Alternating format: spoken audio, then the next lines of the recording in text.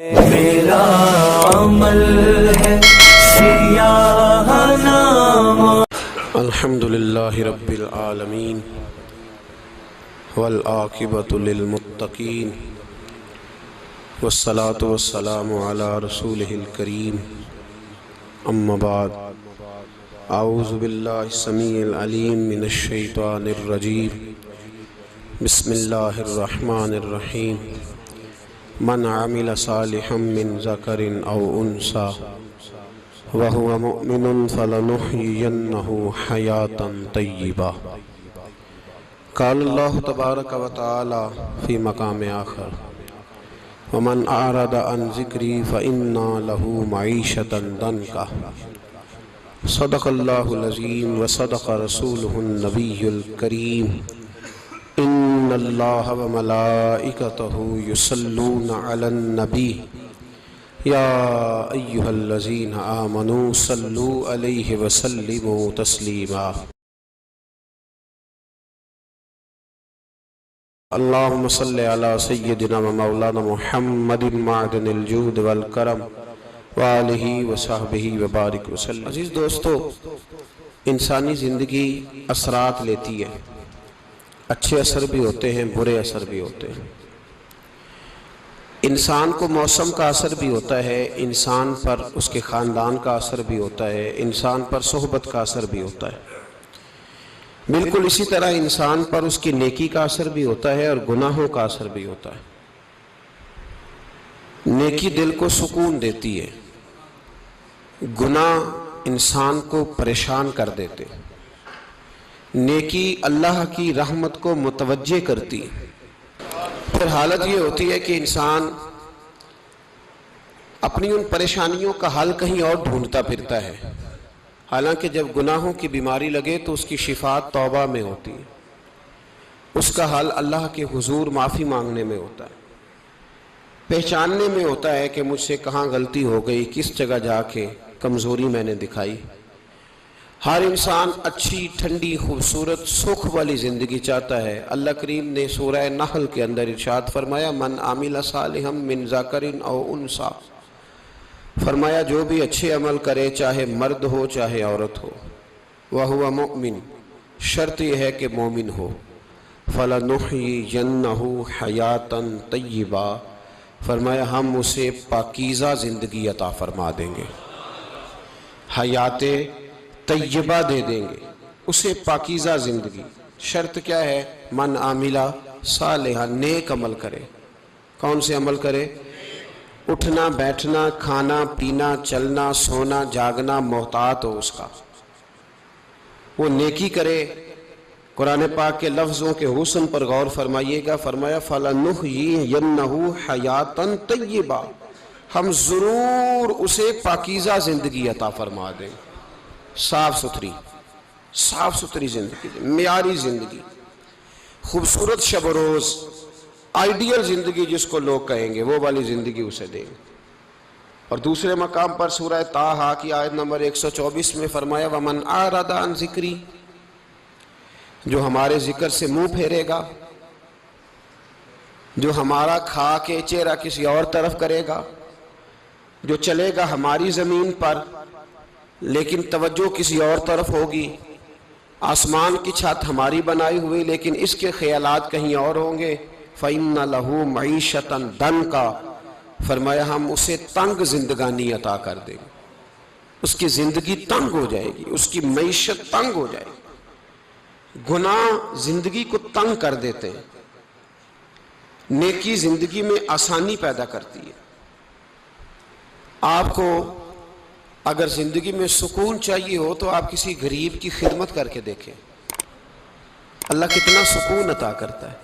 آپ بڑے پاورفل بھی ہیں، بڑے طاقتور بھی ہیں اور بڑے باوقار بھی ہیں، لیکن کسی کو گالی دے کے آپ کا دل کبھی ٹھنڈا نہیں ہوگا، تکلیف ہوگی، اس کے اندر آزمائش ہوگی۔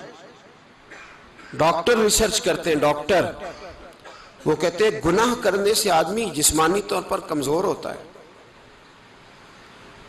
لیکن وہی عمل اگر وہ بطور نیکی کرتا ہے تو اللہ اس میں اسے قوت عطا فرماتا ہے، اسی عمل میں اللہ اسے قوت عطا کر دیتا ہے۔ میں صرف اشارہ دے رہا ہوں اس بات کی تفصیل میں نہیں جانا چاہتا. میرے عزیز یہ یاد رکھیں کہ نیکی آپ کو سکون دے گی، نیکی آپ کو ٹھنڈا کرے گی. اللہ تبارک و تعالیٰ نے قوموں پہ عذاب نازل کیا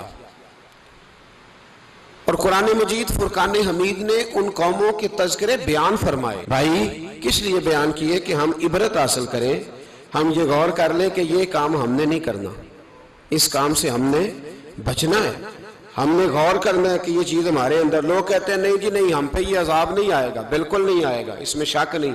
پر اللہ نے بیان کس لیے کیا تھا؟ بیان کیا قرآن مجید معاذ اللہ کسی ایسی چیز کا بیان کرتا ہے جس کی ضرورت نہ ہو؟ قرآن پاک نے ایک ایک حرف ایسا بیان کیا جس کی مسلمان کو ضرورت تھی. قوم نوح کا ذکر فرمایا قرآن پاک نے. حضرت نوح علیہ السلام کی قوم کو حضرت نوح علیہ السلام نے 1500 سال سمجھایا ہے. 15، کچھ لوگوں نے 950 سال لکھا ہے نا، اعلیٰ حضرت نے لکھا ہے 1500 سال عمر ہوئی حضرت نوح علیہ السلام کی. اللہ تعالیٰ بندے کو جلدی سزا نہیں دیتا، بلکہ قرآن مجید میں ایک جگہ رب کریم اس طرح بھی فرماتا ہے کہ جب بندے مجھے بھول جاتے ہیں تو میں ان کے لیے نعمتوں کے دروازے کھول دیتا ہوں. بندہ سمجھتا ہے کہ میں کچھ تو ہے نا کہ میرے اندر کہ میں جدھر جاتا ہوں خیر ہی خیر ہو جاتی ہے. وہ سمجھتا ہے کہ میری عقل ہے، حالانکہ اللہ اسے ڈھیل دیتا ہے.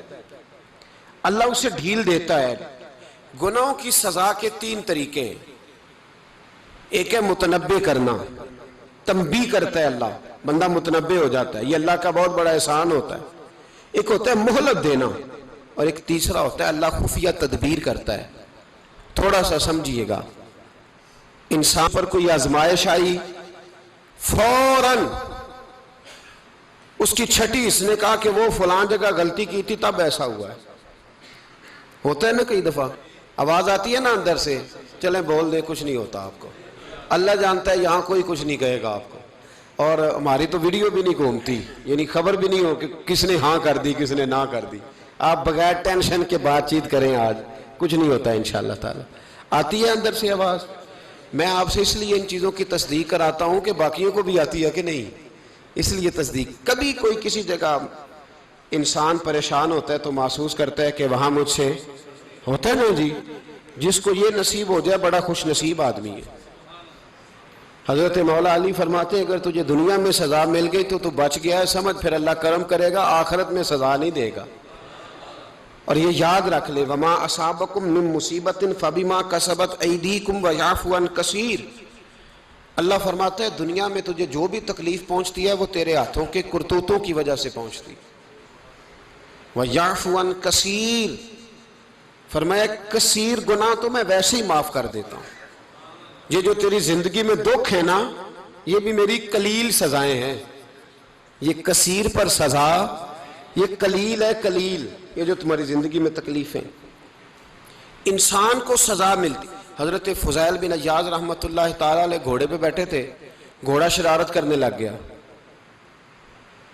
اچھلنے لگ گیا، کودنے لگ گیا. تو حضرت فضیل بن عیاض نیچے اترے، ایک کونے میں جا کے نماز کی نیت باندھ لی، 2 رکعت نماز پڑھی، پھر دیر تک استغفار پڑھتے رہے، روتے رہے، دعا کرتے رہے.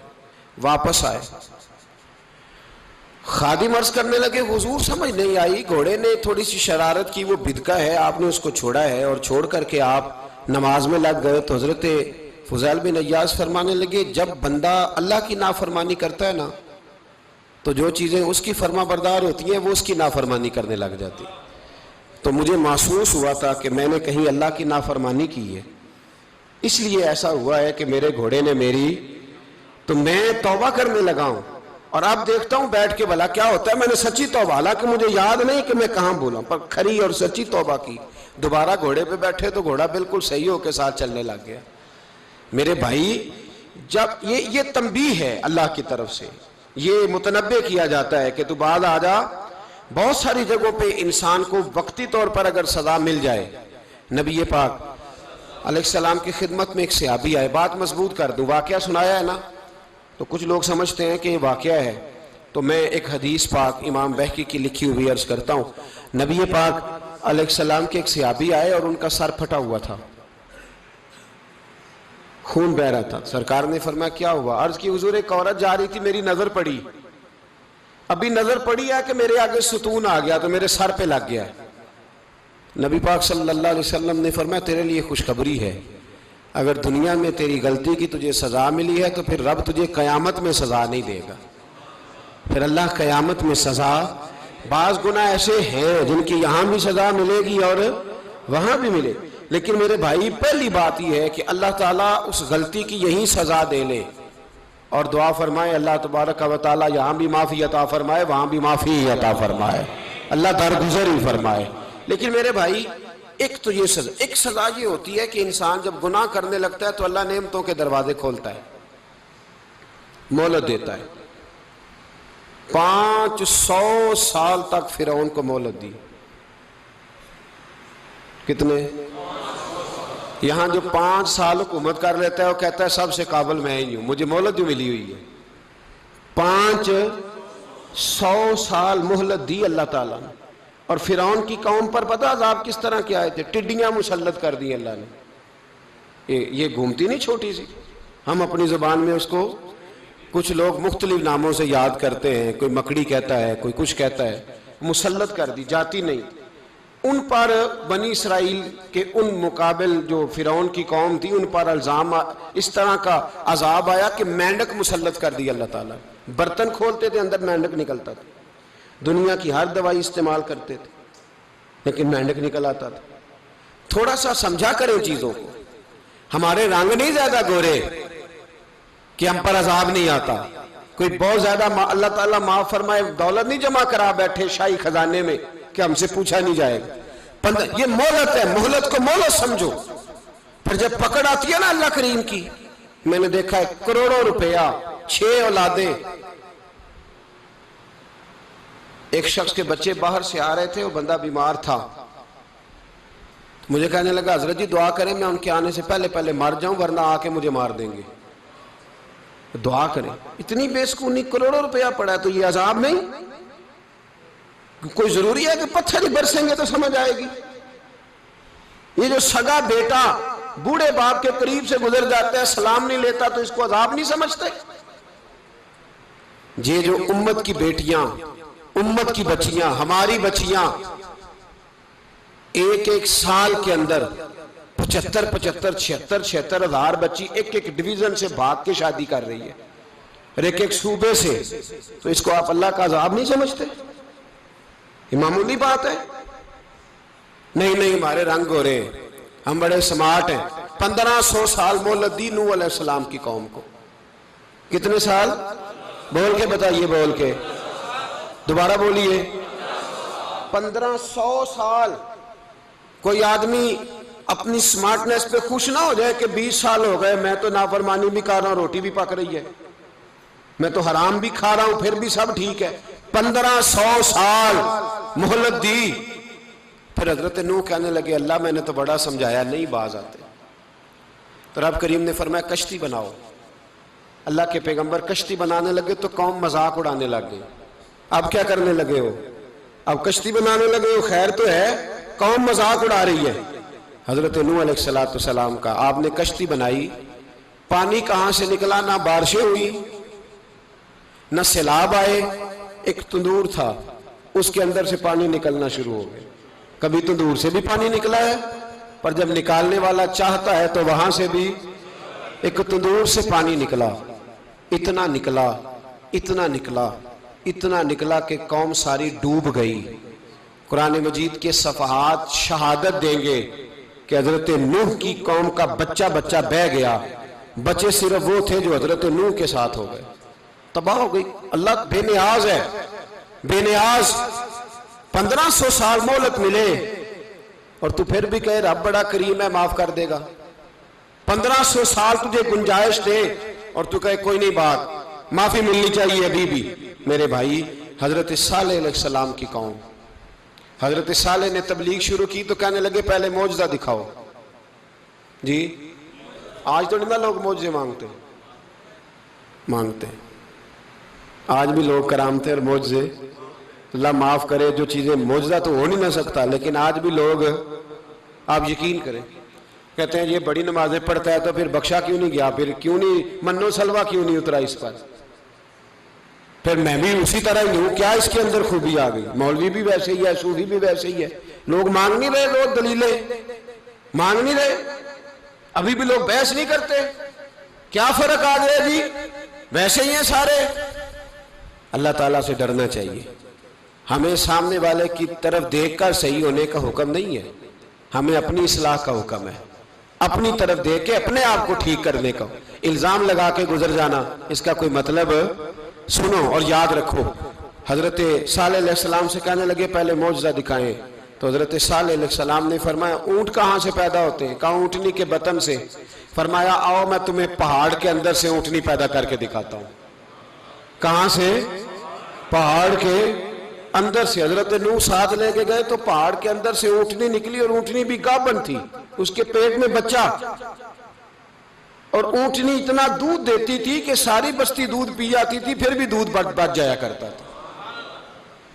لیکن حضرت نوح علیہ السلام نے فرمایا اب تم نے دیکھ تو لیا یہ اسے، یہ جتنا دودھ دے گی روٹی بھی اتنی کھائے گی، ایک دن تم سارے پانی پیو گے، ایک دن یہ سارا پانی پیا کرے گی، ایک دن تم سارے باقی جانوروں کو گھاس کھلاؤ گے، ایک دن یہ اونٹنی، اور اونٹنی کا نام کیا؟ ناقۃ اللہ، اللہ کی اونٹنی۔ کس کی اونٹنی؟ نام کیا ہے؟ اللہ کی، یہ اللہ کی اونٹنی ہے۔ تو حضرت نوح علیہ السلام کی اونٹنی فرمایا اس کی بے ادبی نہ کرنا۔ باز نہیں آئے لوگ، باز نہیں آئے، کہنے لگا جی دودھ دینا تو ٹھیک ہے، پر یہ جو سارا پانی پی جاتی ہے نا یہ صحیح نہیں، یہ جو ساری گھاس کھا جاتی ہے یہ نہیں ٹھیک، دودھ دینا تو ٹھیک ہے پر یہ نہیں صحیح۔ آپ نے فرمایا اسے کچھ نہ کہنا، اللہ کی اونٹنی ہے۔ میں کہا کرتا ہوں ان لوگوں نے ناقۃ اللہ کی بے ادبی کی، حضرت نوح علیہ السلام کی اونٹنی کی ٹانگیں کاٹ دی، صالح علیہ السلام کی۔ اور دیکھو اللہ بڑا بے نیاز ہے، اگر پیدا کرنا جانتا ہے تو حفاظت کرنی نہیں جانتا، لیکن رب کریم نے فرمایا نہ کرنا۔ انہوں نے ان کے پیر کاٹ دیے، کانوں پہ چھریاں لگائیں۔ اونٹنی جب مر گئی، اونٹنی اللہ تبارک و تعالیٰ کی وہ اونٹنی جب مر گئی تو حضرت صالح علیہ السلام کی قوم پر رب کریم نے زلزلہ بھیجا۔ اذا زلزلت الارض زلزالہا، جب زلزلے آئیں گے اور جب ان کا زلزلہ آنا زلزلہ آتا ہے نا، کیا کرتی ہے قوم؟ لا الہ الا اللہ، لا الہ لا الہ الا اللہ، کلمے جاری ہو جاتے۔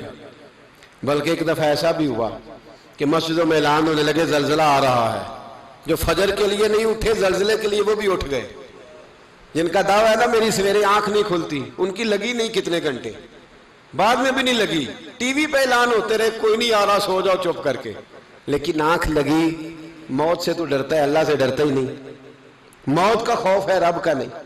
زلزلہ آیا ساری قوم تباہ ہو گئی۔ بتاؤ اگر ناقۃ اللہ کی گستاخی ہو تو اللہ ناراض ہو جاتا ہے، اور اگر اولیاء اللہ کی ہو، اگر اولیاء اللہ کی ہو تو رب ناراض نہیں ہوتا؟ شرم نہیں آتی لوگوں کو داتا صاحب کی بے ادبی کرتے، شرم نہیں آتی لوگوں کو غوث اعظم کی گستاخی کرتے، حیا نہیں آتی جنہوں نے دین پھیلایا ان کی بے ادبی؟ میں درد سے کہتا ہوں، رو کے کہتا ہوں، اور اگر کلیجہ پھٹ سکے تو میں دکھاؤں زخم کتنے۔ ایک حج کے موقع پر ایک بابا جی، اس سال 4,80,000 روپے کا پرائیویٹ حج تھا، اور بابا جی کی کیفیت کمزور تھی، بیچارے بیمار تھے، اس کے باوجود وہ گئے۔ بوڑھے آدمی، جا کے بیٹھیے، بزرگ، اور کتنی مشکل ہے وہاں منا، مزدلفہ، عرفات، طواف زیارت، کتنا مشکل کام ہے طواف زیارت کرنا، طواف وداع کرنا، کس کٹھن سے حج کیا، بڑھاپے میں پیسے بھی لگائے۔ اور جب وہ روضہ رسول پہ گئے صلی اللہ، اور انہوں نے جا کے نبی پاک صلی اللہ علیہ وسلم کے روضے کی طرف منہ کر کے درود شریف پڑھا تو ایک ملا نے اٹھ کے کہہ دیا تو مشرک ہے۔ تو میری روح کانپی، میں نے کہا تجھے شرم نہیں آئی، حیا نہیں آئی؟ اس کی عمر دیکھ، کس بڑھاپے میں کہاں سے چلا، کہاں آیا۔ یہ مشرک ہوتا تو کسی مندر میں جاتا، یہ مشرک ہوتا تو کسی گرجے میں جاتا، یہ مشرک نہیں، یہ مومن ہے۔ اور یہ وہ والا مومن ہے جس کے سینے میں دل جب دھڑکتا ہے تو خالی دھڑکتا نہیں، ساتھ وہ محمد عربی پہ درود و سلام بھی پڑھتا ہے۔ شرم نہیں آتی لوگوں کو؟ اتنی بڑی گستاخی کرتے، جو روضہ رسول پہ آیا مشرک ہے۔ میں نے تو ایک مولوی کو صاف صاف کہا تھا، میں نے کہا اگر میں مشرک ہوں تو نکالو، مشرک کا داخلہ تو یہاں ویسے ہی منع ہے۔ شرم نہیں آتی؟ اپنی زبان کا ایک پاس کرو کچھ۔ اتنا ظلم، اتنی بڑی فرقہ واریت امت میں، اتنا امت کو تقسیم کرتے ہو، تمہیں شرم نہیں آتی؟ جہاں سے اتحاد کا پیغام دینا چاہیے وہاں سے تم لوگوں کو فرقے کا پیغام دیتے ہو، ایک مقصود فرقے کی تبلیغ کرتے ہو۔ خدا رہا تو میں کہہ رہا ہوں ناقت اللہ کی بے ادبی پہ عذاب آتا ہے، تو اولیاء اللہ کی بے ادبی پہ نہیں آتا۔ داتا صاحب ساری زندگی تبلیغ کرتے رہے، ایک آدمی نے اٹھ کے کہہ دیا جناب وہ تو شرک کا اڈا ہے، تو رب کریم ناراض نہیں ہوتا ان باتوں سے؟ ہمیں خیال کرنا چاہیے، اللہ سے ڈرنا چاہیے، ان چیزوں سے عذاب آتا ہے اور آ رہا ہے، اللہ تعالی ہمیں محفوظ فرمائے۔ اللہ ہمیں اس سے، قوم لوط پہ بھی عذاب آیا، ہم جنس پرستی، مرد مردوں سے بدکاری کرتے، حضرت نوح نے سمجھایا کہ یہ کام درست فطرت کے خلاف ہے، یہ کام درست نہیں۔ جب انسان یہ کام کرتا ہے تو زمین اور آسمان کانپتے ہیں۔ اب میں کیسے کھول کے بتاؤں، میرے پاس اعداد و شمار ہیں کہ پاکستان کے اندر اس کام کی کیفیت کیا ہے اور کس طرح کر کے لوگ، میں تو رونا روتا رہتا ہوں داڑھی کا۔ لوگ کئی دفعہ کہتے ہیں حضرت صاحب پہلے بھی آئے تھے تو داڑھی کی بات، پھر بھی آئے تو داڑھی کی بات، تو میں رونا روتا ہوں۔ اس لیے روتا ہوں کہ جو کلین شیو نوجوان ہوتا ہے وہ امرد کے حکم میں ہے، اس پر وہی حکم لگتا ہے جو عورت پہ لگتا ہے، اس کے ساتھ مرد کا اٹھنا بیٹھنا اسی طرح ناجائز ہے جس طرح عورت کے ساتھ۔ حضرت جنید بغدادی رحمت اللہ تعالیٰ علیہ کے سامنے ایک شخص نے کہا وہ کتنا خوبصورت نوجوان جا رہا ہے، تو آپ فرمانے لگے تو حافظ قرآن نہیں؟ کہا ہاں۔ فرمانے لگے جا اپنے حفظ کی خیر منا۔ وہ شخص کہتا ہے میں نے اس بغیر داڑھی والے کلین شیو نوجوان کو بری نظر سے دیکھا، مجھے قرآن پاک ہی بھول گیا، سارا قرآن پاک بھول گیا۔ اور کتنے سال میں دعائیں کرتا رہا، بیت اللہ کے طواف کرتا رہا، میں یاد بھی کرتا تو نہیں ہوتا۔ کیسے اب تو ہمارا نعت کہاں بیوٹی پارلر سے ہو کے آتا ہے، ہم کسی اور کو کیا پیغام دیں؟ وہ پیغام، وہ نظام، وہ طریقہ کار جس کا حکم تھا شریعت میں، قوم لوط پر عذاب آیا۔ صحیح بیٹھتے ہوں گے بچے جو موٹر سائیکلوں پہ بیٹھتے ہیں، میں نے گجرانوالہ کی سڑکوں پہ بچوں کو، نوجوانوں کو جو تماشے کرتے سر عام دیکھا ہے تو مجھے ڈر لگتا ہے، اور کوئی روکنے والا نہیں، شغل ہو رہا ہے، ہنس رہے ہیں، اور سامنے عورتیں بھی ہیں، سب ہو رہا ہے۔ کتنی تکلیف کی بات۔ حضرت نوح کی قوم یہ کام کرتی تھی، قرآن پاک نے بیان کیا ہے۔ حضرت نوح نے سمجھایا، فرمایا رب کریم نے تمہیں اپنی خواہش پوری کرنے کے لیے جائز طریقہ عطا فرمایا ہے، عورتوں سے نکاح کرو، اور اس نکاح کی برکت سے جو اللہ تمہیں اولاد دے گا اس کو اللہ تبارک و تعالیٰ تمہارے لیے باعث بخشش بھی فرمائے گا۔ لیکن جب قوم نہ مانی تو جو قوم میں لوط کا عمل کرے اس کا علاج قرآن نے بیان فرمایا کہ آسمان سے پتھر برسیں گے، پھر پتھر برسے، اور جن کے بڑے بڑے اچھے دماغ تھے ان کے دماغ چکنا چور کر دیے گئے، تباہ کر دیے گئے، ان کے دماغ زمین پر بچھاڑ دیا گیا۔ اللہ مہلت دیتا ہے، لیکن اس کا مطلب یہ نہیں کہ انسان توبہ ہی نہ کرے۔ حضرت شعیب علیہ السلام کی قوم پر بھی عذاب آیا، اس لیے کہ بددیانتی کرتی تھی، ناپ تول میں کمی کرتی تھی۔ میں نے کہا تھا شب قدر کی رات کہ یہ کوئی تماشا ہے کہ شب رات آئی تو ساری رات روتے رہے، یا اللہ معاف کر دے، یا اللہ معاف کر دے، رو رو کے چیخے مار مار روئے۔ شب قدر آئی تو پھر چیخے ماری، ساری رات روئے۔ تو جس بندے کا پروگرام ہی نہیں سویرے بدلنے کا، دکان پہ بیٹھ کے پھر وہی ناپ تول میں کمی، پھر وہ اللہ تعالیٰ معاف کرے۔ میں ایک مضمون پڑھ رہا تھا تو وہ فوڈ کے اسپیشل لوگ تمہیں لکھا تھا مہربانی کرو ملاوٹ ہی اچھی چیز کی کر لو، مرچ میں کیری تو نہ ملاؤ اینٹوں کی، وہ تو بیمار کرتی ہے، وہ تو خون کی آنتوں کو روک دیتی ہے۔ وہ کہنے لگا، اور وہ کہتا ہے میں تمہیں بتاتا ہوں کون کون سی چیز ملائی جا سکتی ہے، وہ ملا لو۔ خدا را اس قوم پہ رحم کرو، مہربانی۔ ایک دوست ہے ہمارے، میں وزیر آباد میں ان کے گھر بیٹھا تھا تو ایک میڈیکل، میرا کسی شخص پہ اعتراض کرنے کا میں مجموعی بات کرتا ہوں۔ میں ایسے ڈاکٹروں کو جانتا ہوں جو اللہ تعالیٰ فضل کرے سچ مچ کے نیک ہیں، اچھے لوگ۔ تو بچے کا میڈیکل سٹور ہے، تو والد بیمار ہو گیا، تو کہتا ہے ابا جی ڈاکٹر صاحب نے کہا آپ کو ڈرپ لگنی ہے، تو سگے باپ کو ڈرپ لگانے لگا تو باپ کیا کہتا ہے پتر تیری مہربانی مینوں کوئی اصلی لائی، وہ نہ لائی جڑی لوکاں نوں لانا ہے۔ اب وہ پیار سے سنا رہا ہے بات۔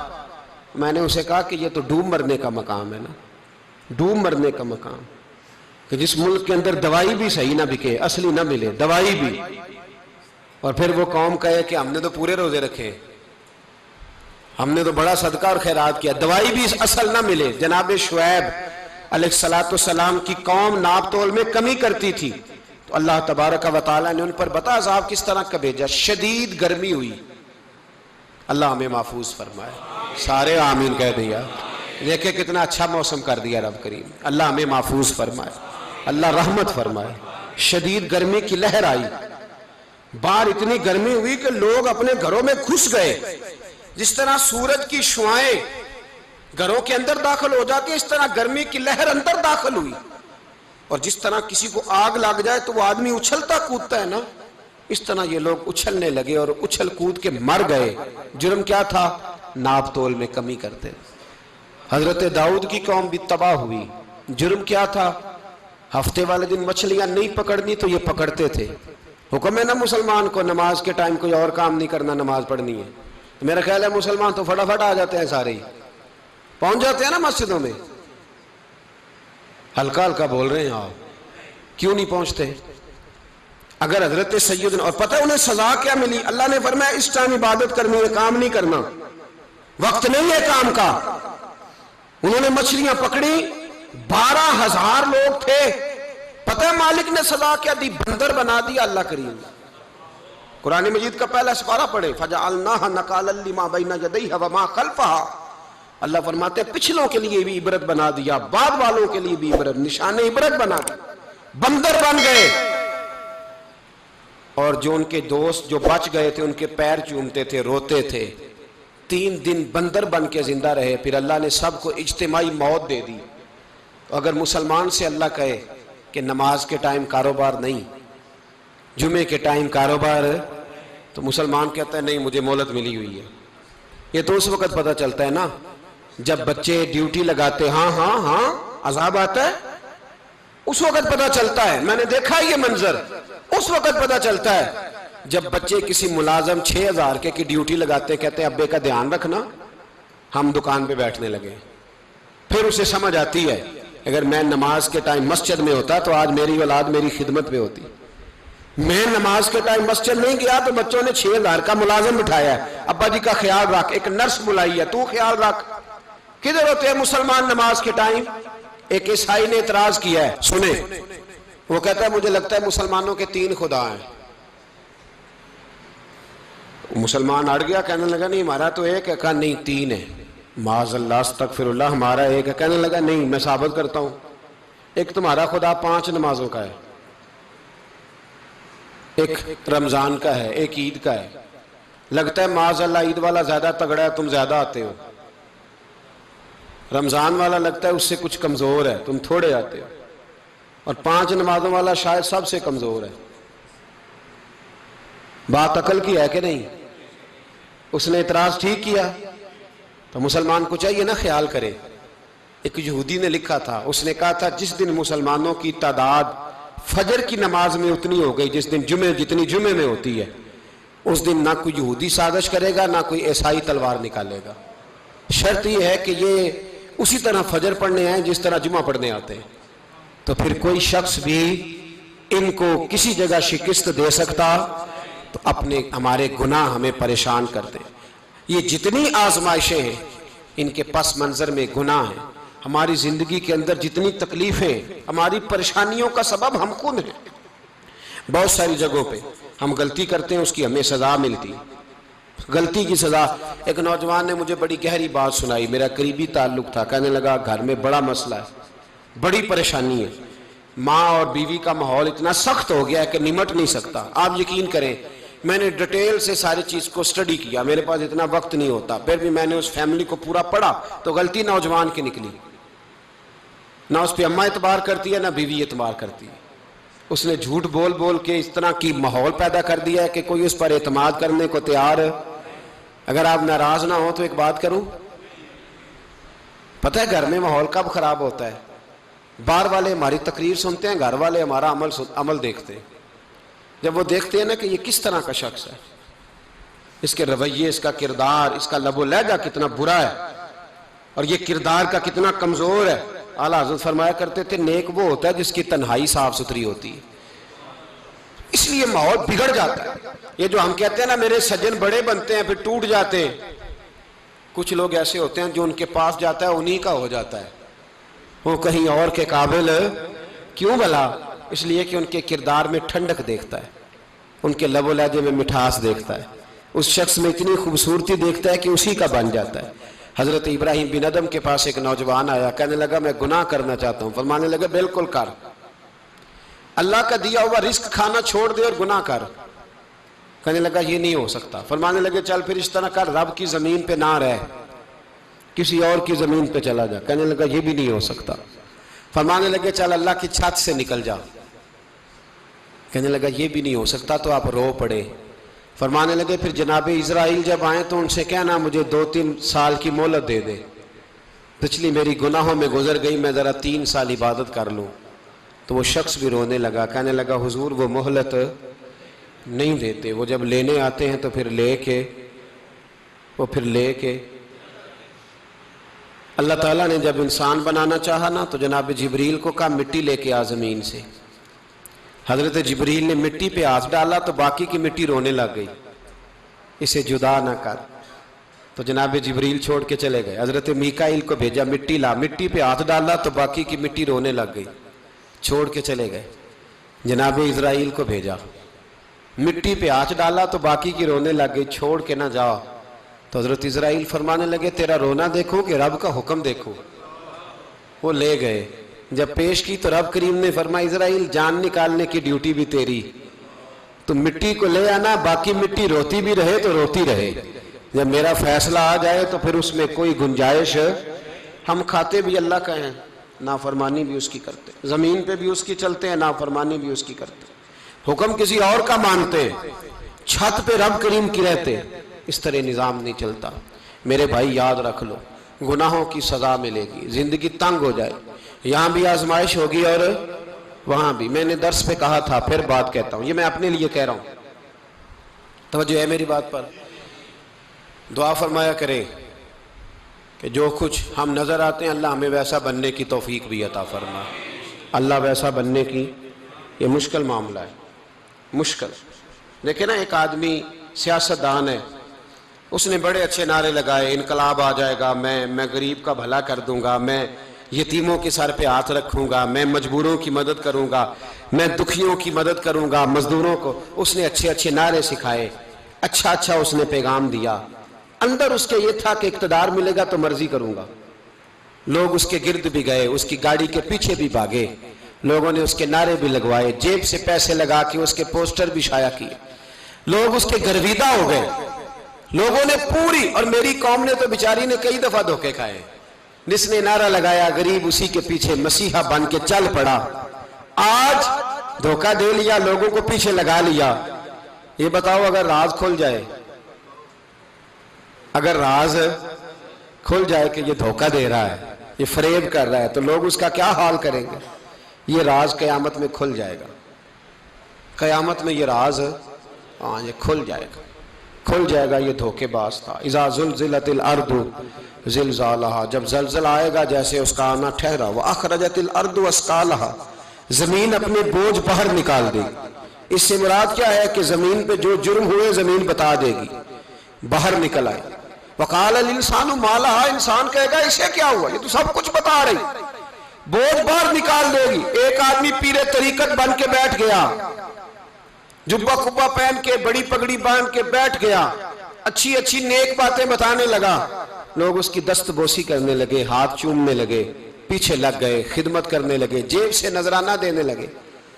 اس کے نام پر لوگ اپنی جیب سے لنگر پکانے لگے، خانقاہ کی خدمت ہونے لگی. مہمان اس کے آتے، نوکری کوئی اور کرتا. میں نے کہا تھا شاید اپنے لیے کہہ رہا ہوں. ڈیوٹیاں لوگ کرنے لگے، حالات بدلنے لگے. لیکن اس کے اندر تو چور تھا، وہ تو دکاندار تھا. تو یہاں جو اس کے پیچھے لگے تھے وہ تو سچے تھے، انہیں تو اجر ملے گا. لیکن اس کا جب راز کھلے گا تو بڑی رسوائی ہوگی. اس کا جب راز کھلے گا تو بڑی. ایک میری طرح کا دیندار تھا، جو چہرے کا تو نیک تھا، اندر پتہ نہیں کیا کچھ تھا. ایک طوائف گزر رہی تھی، اس نے اس کو تبلیغ کر دی. کہنے لگا بس کر دے، سیانی بن جا. تو کسی دانشور نے لکھا ہے اس نے بڑا سخت جواب دیا اس عورت نے، کہنے لگی بابا میں تو جو ہوں وہ نظر بھی آ رہی ہوں، تو بتا جو تو نظر آتا ہے وہ تو ہے کہ نہیں؟ اس بندے نے چیخ ماری اور بے ہوش ہو کے گر پڑا۔ تو لوگوں نے کہا بابا آج کسی صوفی کا کلام سنا ہے جو بے ہوش ہو گیا؟ تو اس نے کہا نہیں، آج طوائف کی بات سنی ہے، طوائف کی۔ اور وہ عجیب بات کر گئی ہے، وہ کہہ گئی ہے میں تو جو ہوں میں نظر آ رہی ہوں، تو بھی تو بتانا، تو بتانا کہ تو دستار امامت پہنتا ہے،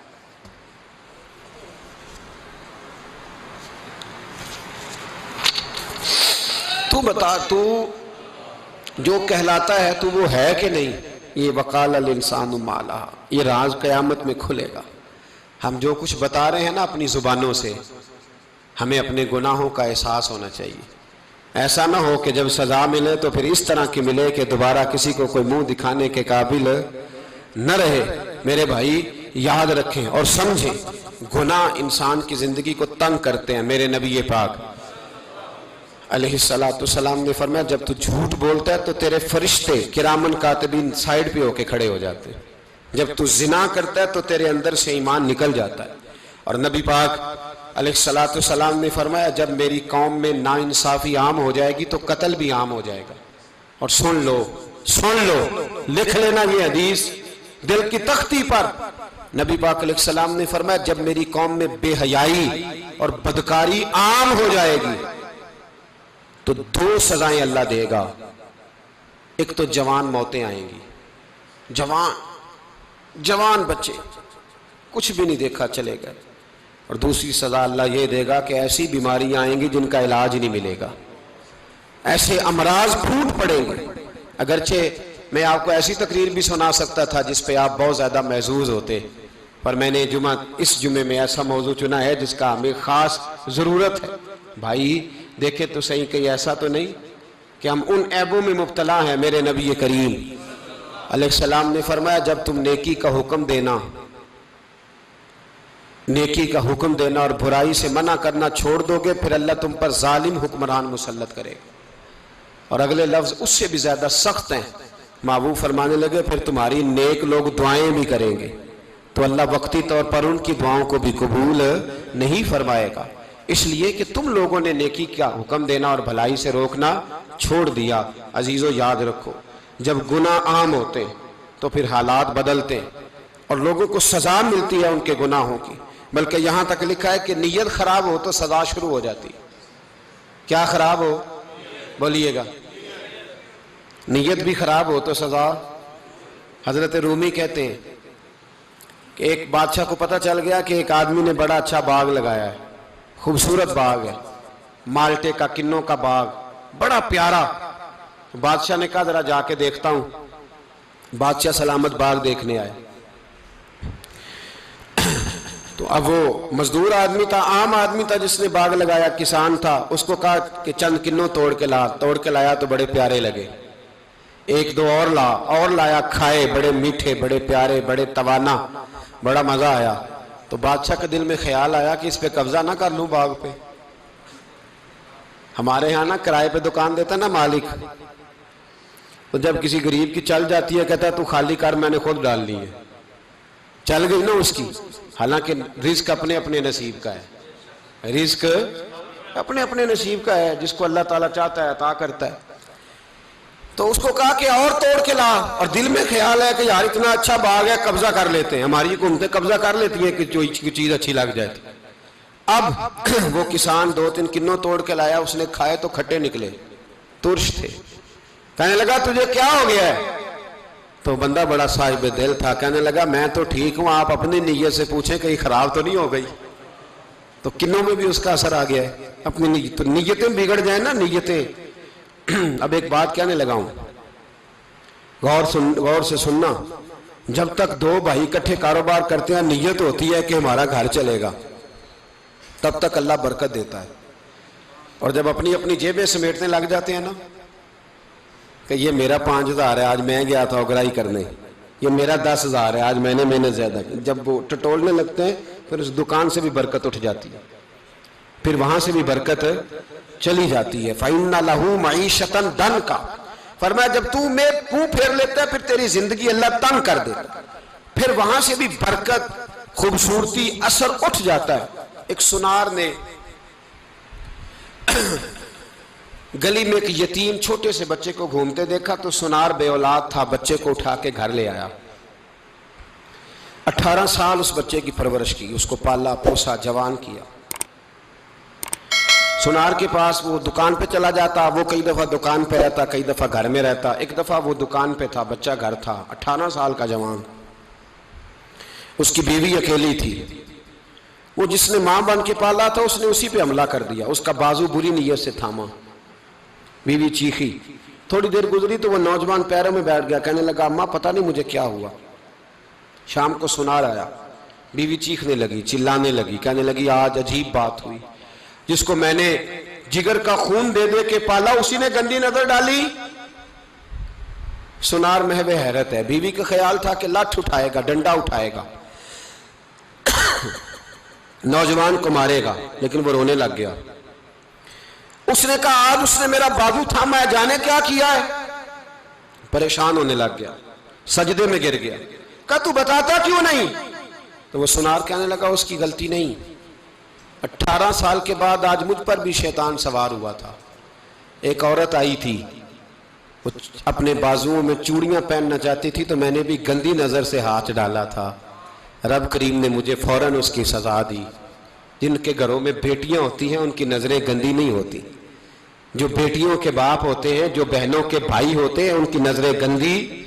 اور اگر تو ٹیلی فون کرتا ہے، تو کسی عورت کے ساتھ تعلق رکھتا ہے تو یہ بات لکھ لے، امام فخر الدین رازی 1، علامہ اسماعیل حقی 2، مولانا جلال الدین رومی 3، امام خازن 4، امام جلال الدین سیوطی 5 حدیث کے استاد اور محدث لکھتے ہیں کہ اگر تو کسی پر گندی نظر ڈالے گا تو تیرا گھر بچ سکتا، یاد رکھ نہیں بچے گا. اس لیے کہ تیری نظر کسی کی بیٹی کو بیٹی سمجھ تاکہ تیری بچی کا پردہ قائم رہے. کسی کی بہن کو یہ کیا بات ہوئی کہ تو جتنا مرضی گند معاشرے میں پھیلاتا رہے تیرا گھر بچا رہے، یہ کیسے ہو سکتا ہے؟ فَإِنَّ لَهُ مَعِيشَةً ضَنْكَ. اللہ فرماتا ہے زندگی تنگ ہو جائے گی تیرے لیے مشکل. تو ڈھونڈتا پھرے گا کہ میں مرنے کو جگہ تلاش کروں. سچی توبہ کرے، کھری توبہ کرے. یہ گناہ انسان کو مجبور کر دیتے ہیں. حضرت عبداللہ بن مبارک رحمت اللہ تعالی علیہ، ان کے سینکڑوں شاگرد تھے. ایک شاگرد کے انتقال کا وقت آیا تو گھر گئے ملنے. آپ کہتے ہیں میں نے زور لگا لیا پر اس کی زبان پر کلمہ جاری نہیں ہوا. میں اسے کہتا کلمہ پڑھ پر اس کی زبان پر جاری. اللہ اکبر، بہت بڑی نعمت ہے. دعا فرمائیں اللہ ایمان کی موت عطا فرمائے، ایمان کی موت دے اللہ کریم، ایمان کی موت دے. ایسے بھی لوگ دیکھے ہیں، مسجد نبوی ہے، رسول اللہ کا شہر ہے، سر سجدے میں ہے، روح پرواز کر گئی. روح پرواز کتنا نصیبوں والا ہے، کتنا نصیبوں والا ہے کہ مسجد نبوی میں سر سجدے میں رکھا ہے اور اللہ تبارک و تعالیٰ نے محبوب کے قدموں میں موت عطا فرمائی.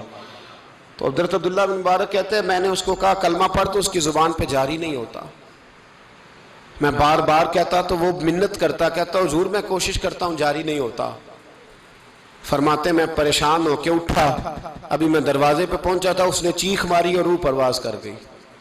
بچے رونے لگے، بیوی رونے لگی. تو میں نے اس کی بیوی سے کہا کہ یہ جرم کیا کرتا تھا، اتنا بڑا پاپی پہ کلمہ جاری نہیں ہوا. اس کی زوجہ کہنے لگی حضرت جی 2 گناہ تھے اس کے. ایک تو یہ شراب کا عادی تھا، روکتی تھی باز نہیں آتا تھا، اور دوسری بات یہ کہ یہ اپنی اماں کا نافرمان تھا. وہ 2 گلیاں چھوڑ کے رہتی ہے، یہ کبھی ملنے نہیں گیا تھا. اس بوڑھی کا کلیجہ اس کی طرف سے بڑی تکلیف میں تھا. تو حضرت عبداللہ بن مبارک کہنے لگے جا تو بھی دعا کر، اس کی ماں کو بھی کہہ دعا کرے کہ یہاں تو یہ کلمہ نہیں اسے نصیب ہوا، اللہ کرے اللہ آخرت کی منزلیں اس کی بہتر فرما دے. میرے بھائی ایسے گناہ حضرت مالک بن دینار نے توبہ کی انہوں نے. کس طرح؟ فرماتے میں نشے کا عادی تھا، کسی نے مجھے کہا کہ بطور دوائی شراب پی لو تو میں نے پی لی. نشے کا عادی تھا، شراب پیتا تھا. اللہ تعالیٰ نے بڑی منتوں اور کوششوں کے بعد، منتوں کے بعد ایک بیٹی عطا فرمائی. وہ بھی 2.5-3 سال کی ہوئی تو پردہ کر گئی. کہتے میں اس کی قبر پہ بیٹھ کے گھنٹوں روتا، شراب کا عادی تھا۔ ایک دن سویا تو خواب دیکھتا ہوں کہ میرے پیچھے ایک بڑا سانپ لگ گیا ہے، اور سانپ جب منہ کھولتا ہے تو انگارہ نکلتا ہے۔ میں پھر دعا کرتا ہوں اللہ ہمیں معاف فرمائے، اللہ ہم سے درگزر۔ میں کچھ قبرستانوں میں جاتا ہوں تو میں سانپ بچھو پھرتے ہوئے دیکھتا ہوں، اور ڈر آتا ہے کہ ہم یہاں آنے والے ہیں۔ یہ لوگ کہہ رہے ہیں کہ تمہاری تیاری ہے، کسی وقت بھی اعلان ہو جائے گا کہ چلو بھائی چلو، فلاں صاحب کا جنازہ ہے، اٹھو۔ لوگ کہتے ہیں جلدی کرو، اور ایک کونے میں ایک شخص یہ بھی کہتا ہے کہ دیگ بھی رکھ لو، مہمان بڑے جمع ہو گئے۔ اور ایک کونے میں لوگ یہ بھی کہتے ہیں کہ برف ٹھنڈی لے آؤ، لوگوں نے پانی بھی پینا۔ پہلے اعلان ہوتا ہے کہ فلاں فوت ہو گیا، پھر اعلان ہوتا ہے جنازے کا ٹائم ہو گیا، پھر اعلان ہوتا ہے جنازہ اٹھایا جائے گا، اور پھر بات ختم ہو جاتی ہے۔ پھر کل من علیہ فان، پھر کوئی نہیں پوچھنے آتا، ختم ہو گئے، قصہ ہی ختم ہو گیا، ان لوگوں کی کہانی مٹ گئی، ختم ہو گئے۔ بڑے بڑے کج کلا، کوئی پوچھنے والا نہیں۔ موت کا راج ہے موت کا راج، موت راج کرتی ہے بس، اور کسی کا راج نہیں۔ وہ راج کرتی ہے، جدھر جاتی ہے اسی کا راج ہے، راج کر رہی ہے۔ تو حضرت مالک بن دینار کہتے ہیں قبرستان میں میں نے دیکھا، میں خواب دیکھتا ہوں بڑا اژدہا، اس کے منہ کے اندر آگ میرا پیچھا کر رہا ہے۔ کہتے ہیں میں خواب دیکھ رہا ہوں، میں دوڑا، لیکن وہ اژدہا جب میں دوڑا تو میرے آگے آ کے کھڑا ہو گیا۔ میں مشرق کو دوڑا تو وہاں بھی آ گیا، مغرب کو دوڑا تو وہاں بھی آ گیا۔ جناب مالک بن دینار کہتے ہیں ایک بوڑھا شخص کمزور مجھے بچانے آیا، پر اس اژدہا نے پھونک ماری تو وہ بوڑھا آدمی دور جا گرا۔ کہتے میں چیختا تھا، چلاتا تھا، ایک پہاڑی پہ میں بھاگا گیا تو وہاں مجھے میری بیٹی ملی، مجھے فوت ہو گئی۔ وہ اس اژدہے کے آگے اس نے یوں ہاتھ کیا تو اژدہا پیچھے بھاگ گیا۔ میں نے بیٹی کو گود میں اٹھایا، میں نے کہا بیٹی یہ کون تھا؟ کہنے لگی ابا یہ تیرا برا عمل تھا، یہ تیرا برا عمل تھا، یہ تجھے کھا جاتا اگر میں نہ ہوتی۔ تو کہا یہ بوڑھا جو مجھے بچانے آیا یہ کون تھا؟ کہا یہ تیرا اچھا عمل تھا، پر کمزور بڑا تھا، تھوڑا تھا، یہ تیرے برے عمل کا مقابلہ کرنے کی ہمت نہیں رکھتا تھا۔ حضرت مالک بن دینار کہتے ہیں میری بیٹی نے خواب میں میری داڑھی پکڑ لی اور کہنے لگی ابا میں چاہتی ہوں تو صحیح ہو جا، ایسا نہ ہو کہ پھر تیرے پیچھے یہ اژدہا لگ جائے۔ حضرت مالک بن دینار کہتے ہیں جب میں سو کے اٹھا تو میری داڑھی آنسوؤں سے بھری ہوئی تھی، پھر اس کے بعد میں نے توبہ کی، اس طرح کی توبہ کی کہ پھر میں نے کوشش کی کہ دوبارہ میں اپنے رب کی نافرمانی نہ کروں۔ حضرت عبداللہ ابن عباس فرماتے تھے جو دنیا میں ہنس ہنس کے گناہ کرتے ہیں نا، ہنس ہنس کے جھوٹ ہنس ہنس کے بولتے، ہنس ہنس کے لوگوں کی غیبت کرتے، فرمایا یہ جو تمہیں ہنس ہنس کے گناہ کرتے نظر آتے ہیں ان کا رونا قیامت میں دیکھا نہیں جائے گا، ان کے آنسو قیامت میں دیکھے نہیں جائے۔ جو ہنس ہنس کے گناہ کرتے یہ روئیں گے، فَلْيَضْحَكُوا قَلِيلًا وَلْيَبْكُوا كَثِيرًا۔ رب فرماتا ہے زیادہ رویا کرو، کم ہنسا کرو۔ نبی پاک علیہ السلام روتے تو صحابہ کہتے حضور آپ اتنا کیوں روتے ہیں؟ تو محبوب فرماتے جو میں جانتا ہوں وہ تم نہیں جانتے۔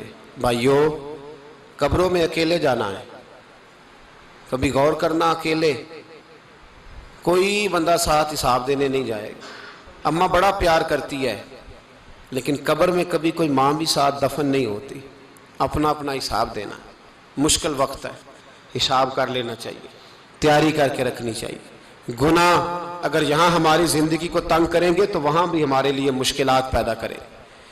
نبی کریم علیہ السلام نے فرمایا ہے کہ اللہ بڑا مہربان ہے، اللہ بڑا کریم ہے، اللہ بڑا ستار ہے، اور یاد رکھو جب کوئی اس کی ریٹ کو چیلنج کرے، جب کوئی اس کے قانون کو توڑے، جب کوئی اللہ کی اعلانیہ نافرمانی کرے، پھر رب کریم کی غیرت کو، اس کے عدل کو جوش آتا ہے، توبہ کرے سچی، مسجد کی حاضری دے پابندی کے ساتھ۔ میری آپ سے ہمیشہ یہ گزارش رہتی ہے کہ مسجد کی حاضری پابندی سے دے۔ میں اپیل کرتا ہوں داڑھی رکھ لے، یہ میرے نبی کا طریقہ ہے صلی اللہ تعالی علیہ۔ واپس آ جائیں، ہماری بقا نہ ہمارے دین میں ہے، کوئی نہیں ہمیں رکھے گا، کوئی نہیں رکھے گا، کوئی نہیں۔ میرا ایک دوست رات بتا رہا تھا کہ سعودی عرب میں ایک شخص نے 30 سال محنت کی،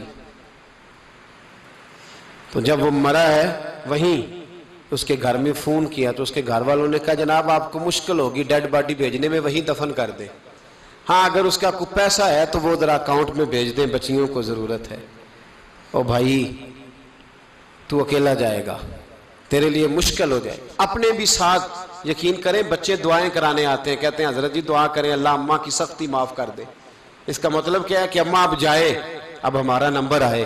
بچے تو انتظار کر رہے ہیں کہ ابا جائے اور گدی پہ ہمارا نمبر آئے، تیاری ہے۔ اکیلے جانا ہے، اکیلے، سخت سا مرحلہ ہے، اکیلے سارا کچھ فیس کرنا۔ آج توبہ کریں، وہاں کے کیڑے یہاں رہ کے ماریں، اپنے ساتھ ظلم نہ کریں۔ ہم اس قابل نہیں کہ وہاں جا کے مقابلہ کر سکیں، بچیں، اپنے آپ کو محفوظ کریں، بچائیں، حساب اپنا اپنا دینا ہے۔